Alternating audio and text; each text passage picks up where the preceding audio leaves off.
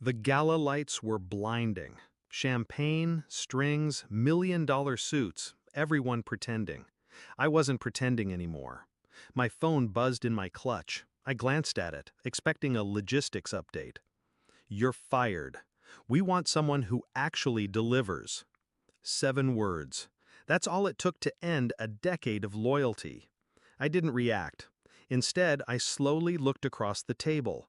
And there he was, Nathan Hale, my boss's oldest rival, and tonight, apparently, his executioner. He raised his glass, smiled like a man who just won the war. He had no idea what I'd already set in motion. It started years ago. I was fresh out of grad school when Grant Winters spotted me at a pitch conference, said I had edge, said he could shape me into a rainmaker. I was young, hungry, grateful. For 7 years, I built his empire while he took the credit.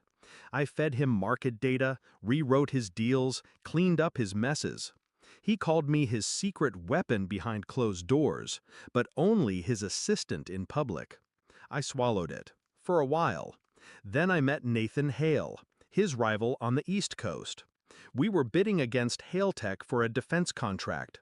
Grant was sloppy, arrogant, thought legacy beat intelligence. I made sure we won the bid, but not before Nathan and I crossed paths. He was sharp, too sharp. He looked at me, not Grant, when we shook hands, like he knew I was the real threat. And that was the beginning. The first sign came last fall. Grant started locking me out of meetings I'd built decks for, whispered huddles with new advisors. His wife stopped smiling at me when we passed each other at events. Then, one night, I stayed late. His office door was open. I heard him say, "Rachel's smart, sure, but she's not indispensable. She's just been around so long it feels that way." It was quiet, offhand, like a mosquito buzz. But that was the moment I decided I won't just leave. I'll gut you. I started laying bricks, quietly. I ghost-wrote 3 major deal pitches, ones that Grant barely skimmed. But this time, I didn't route the final signatures through our system. I routed them through my own shell company, just a pass-through, clean and legal. He never noticed. 3 of his biggest clients thought I was leading negotiations. I kept those email threads backed up, along with signed NDAs stating I was the lead consultant, not the firm. Then I mapped out his weak points. Grant didn't own his tech stack. He rented it through shell companies to hide assets. He offloaded HR issues with hush money, leaving a paper trail in expense reimbursements. And he falsified at least 2 sets of investor reports. I knew because I'd doctored the graphs myself on his orders. I documented everything. A month before the gala, I called Nathan. "Let's talk," I said. "You want Grant's clients? I want his crown." He didn't hesitate. Back at the gala, Nathan's smirk widened. He thought he was witnessing my humiliation, that he'd fired the bullet and I was bleeding under my gown. But I had already pulled the pin on the grenade. The envelope was delivered to the SEC that afternoon.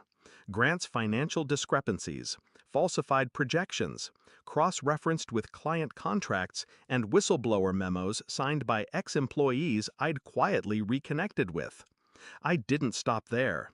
I blind copied 3 of our top investors with the same report, and 1 major journalist from the Financial Chronicle.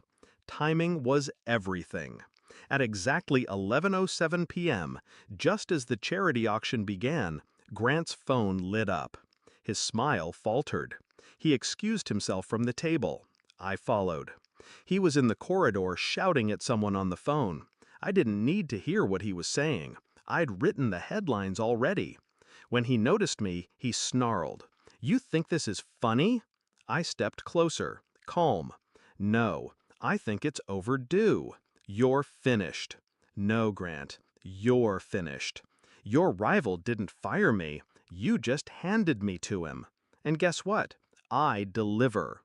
I walked back in before he could speak, left him there with his world unraveling, Tie undone, teeth clenched. By sunrise, Hailtech had absorbed 3 of his biggest accounts. The Chronicle ran the story at 5:12 a.m. Winters & Co. faces SEC probe amid internal leak. He tried to spin it. Blame me. But I'd already protected every move. Nothing traced back that wasn't intentional. Nathan offered me a new role, senior strategist, full control, more money than Grant ever dreamed of paying me. I took the offer, but only after I sent Grant one last message. You wanted someone who actually delivers. Turns out, I always was. Revenge doesn't need noise. It needs timing, proof, and patience. They fired me in the middle of a ballroom. I buried them by breakfast.